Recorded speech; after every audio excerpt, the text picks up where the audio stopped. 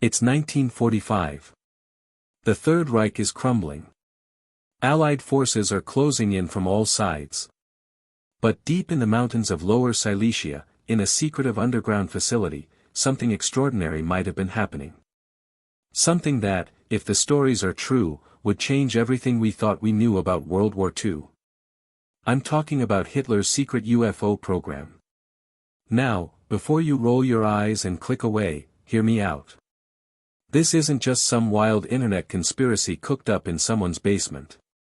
These stories have been circulating for decades, debated by researchers, dismissed by historians, and sensationalized by countless documentaries. But where did they come from? And more importantly, could there be any truth to them? Let's dive into one of history's most fascinating and controversial mysteries. The seeds of a legend. The story really begins in the skies over Europe during World War II. Allied pilots started reporting something weird. Really weird. They called them Foo Fighters, mysterious glowing orbs that would follow their aircraft, darting around at impossible speeds, performing maneuvers that defied the laws of physics as they understood them. At first, American and British pilots thought these were secret Nazi weapons. Made sense, right? The Germans were already miles ahead in rocket technology. They'd developed the V-1 and V-2 rockets, the first operational jet fighter, the Messerschmitt Me 262. These weren't just incremental improvements. This was quantum leap stuff. Technology that seemed almost otherworldly. But here's where it gets interesting. German pilots were seeing the same things. They thought the Allies had developed some kind of advanced surveillance device. Both sides were scratching their heads, each convinced the other had created something revolutionary. And maybe someone had. Enter the experts. Fast forward to 1950. An Italian scientist named Giuseppe Belluzzo, who'd served as Minister of National Economy under Mussolini, made a startling claim in a newspaper interview. He said that Italy and Germany had been designing and studying flying discs as early as 1942. Then came Rudolf Schriever, a German technician who told Der Spiegel magazine that he'd personally designed a circular aircraft powered by rotating turbine blades. Nearly 50 feet in diameter. He claimed the project was being developed at BMW's Prague facility until April 1945, when everything fell apart. According to Schriever, his designs were stolen, either by Czech agents or some other, foreign power, and he was convinced someone had actually built his craft. Another engineer, George Klein, went even further. When Canada announced it was developing a circular jet aircraft called the Avrocar in 1953, Klein claimed that similar designs had already been perfected by the Nazis. He even said he'd witnessed a test flight in February 1945 where one of these disc-shaped craft climbed to over 40,000 feet in just 3 minutes and reached speeds of 1,400 miles per hour. Now, here's the thing. None of these claims have ever been verified. Records are suspiciously absent. Corroborating witnesses. Hard to find. And yet, the stories persisted. They grew. They evolved. The secret societies and the Vril. This is where things get really strange. By the 1960s, a new dimension was added to the Nazi UFO legend. Authors Louis Pauwels and Jacques Bergier published a book called The Morning of the Magicians, which introduced the world to something called the Vril Society. According to their account, this secretive Berlin-based group wasn't just interested in building flying machines. They were allegedly trying to make contact with an alien race. The Vril Society supposedly worked alongside the Thule Society and the Nazi Party to develop a series of flying disc prototypes with exotic names, Vril, Haunebu, Andromeda Gerat. The theory goes that these weren't just aircraft. They were craft powered by some kind of exotic energy, Vril energy, based on a concept from an old science fiction novel. Anti-gravity propulsion. Electromagnetic fields. Technology that could bend the very fabric of spacetime. And when Nazi Germany fell, the society supposedly retreated to a secret base in Antarctica, disappearing into the hollow earth to rendezvous with the inhabitants of an advanced underground civilization. Yeah. It sounds insane. But people believed it. Some still do. Die Glocke, the Nazi bell. Let me tell you about one of the most persistent legends in this entire saga, Die Glocke. The bell. In 2000, a Polish journalist named Igor Witkowski published a book called The Truth About the Wonder Weapon. He claimed to have discovered evidence in declassified Polish government documents of a top-secret Nazi device, bell-shaped, about 12 feet high and 9 feet in diameter. It supposedly contained two counter-rotating cylinders filled with a purplish, mercury-like substance codenamed Zerum 525. This wasn't just any substance. It was supposed to be highly radioactive. Deadly. Prisoners from the Gross-Rosen concentration camp were allegedly used as test subjects, exposed to radiation from Die Glocke. Many died. Survivors reported seeing a bright bluish light emanating from the device during tests. But what was it supposed to do? Theories range from anti-gravity propulsion to a time machine. Some claim it was an attempt to create a form of plasma that could distort spacetime itself. According to Witkowski, the project was so secret that SS General Jacob Sporenberg ordered the execution of about 60 scientists and technicians who knew about it, just to keep it under wraps. British aerospace journalist Nick Cook picked up the story and ran with it in his 2001 book The Hunt for Zero Point. He suggested that SS officer Hans Kammler, who oversaw many of Nazi Germany's most advanced weapons projects, might have secretly traded Die Glocke technology to the US military in exchange for his freedom after the war. Compelling stuff, right? There's just one problem. Most historians think it's complete nonsense. The skeptics weigh in. Let's pump the brakes for a second and talk about what we actually know versus what we think we know. Skeptical author Robert Schaefer called Cook's book a classic example of how to spin an exciting yarn based on almost nothing. Author Jason Colavito described Die Glocke as a device few outside of fringe culture think actually existed, a hoax, or at least a wild exaggeration. The biggest problem? There's no physical evidence. None. No blueprints authenticated by credible sources. No crashed saucers. No testimony from verifiable witnesses. What we have instead are third-hand anecdotes, post-war rumors, and a lot of connecting dots that might not actually be connected. Historian Robert F. Dorr points out that these stories are typical of the magical German weapons fantasies that proliferated in pulp magazines after the war. Think about it. Nazi Germany was technologically advanced in many ways, but they were also losing badly.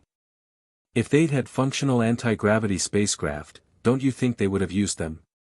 David Myra, a former aerospace scientist, makes this exact point. The Germans were desperate. The Allies were crushing them on every front.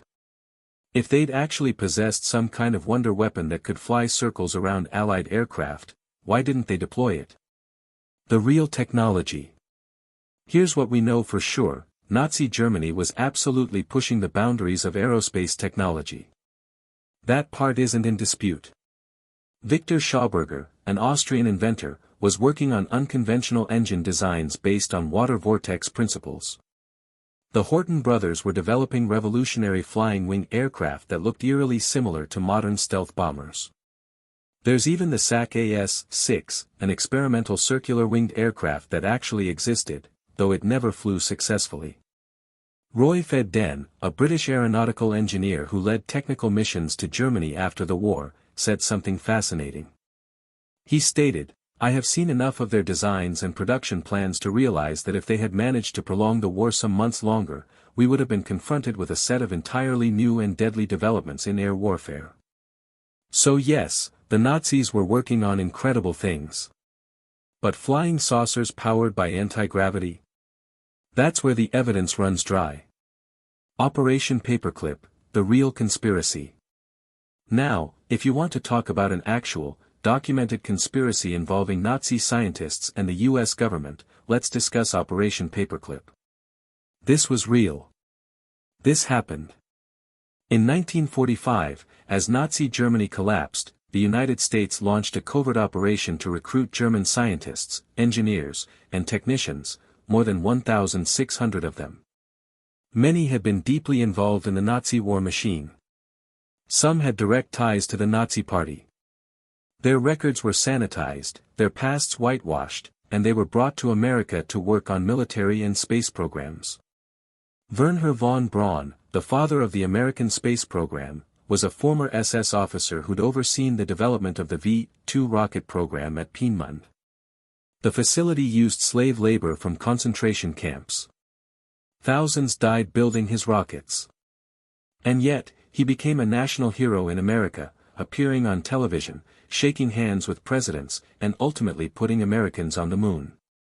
If the US government was willing to bring over Nazi rocket scientists and cover up their pasts, is it really so far-fetched to imagine they might have also grabbed any exotic technology they could find?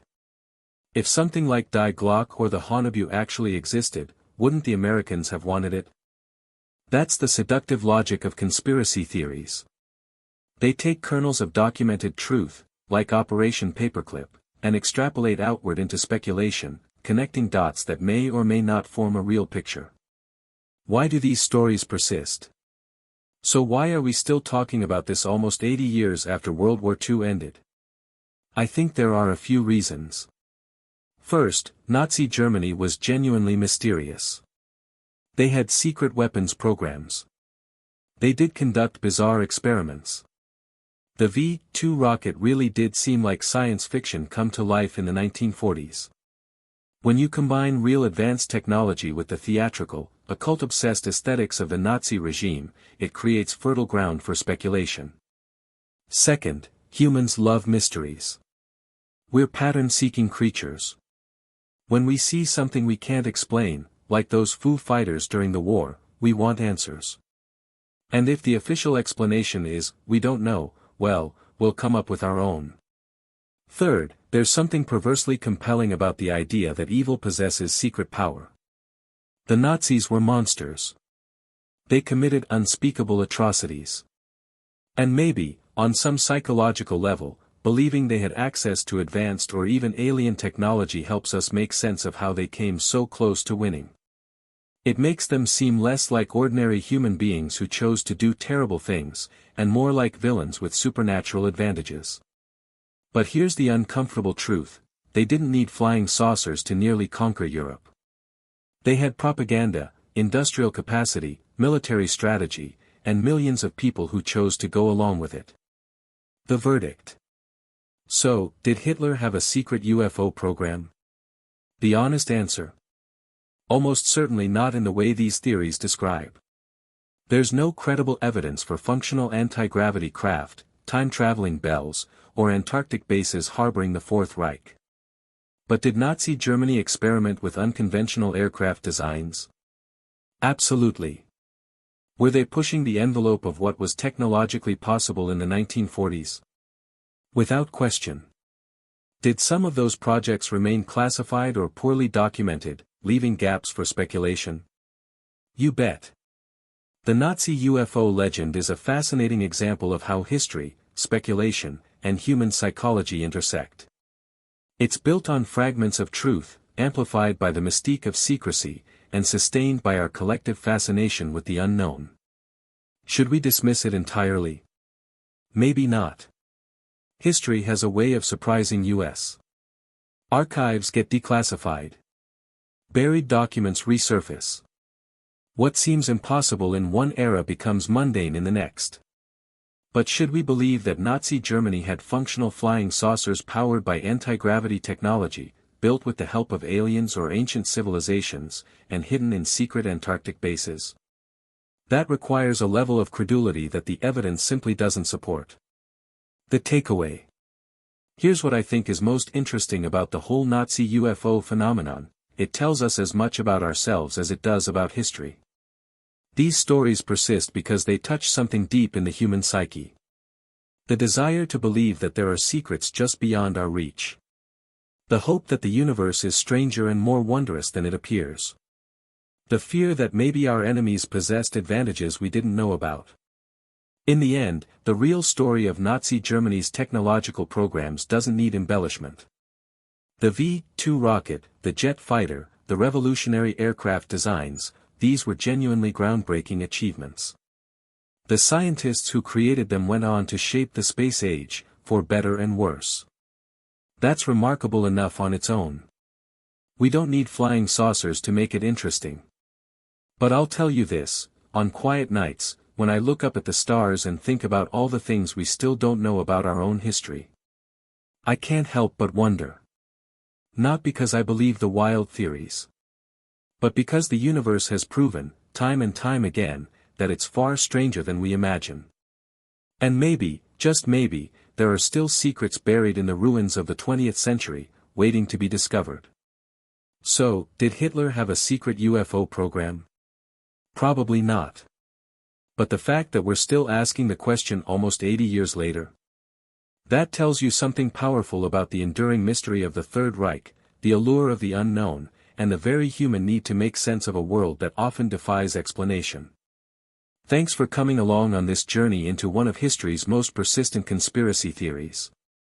Whether you're a believer, a skeptic, or somewhere in between, I hope you found it as fascinating as I do. Because at the end of the day, the truth might be stranger than fiction.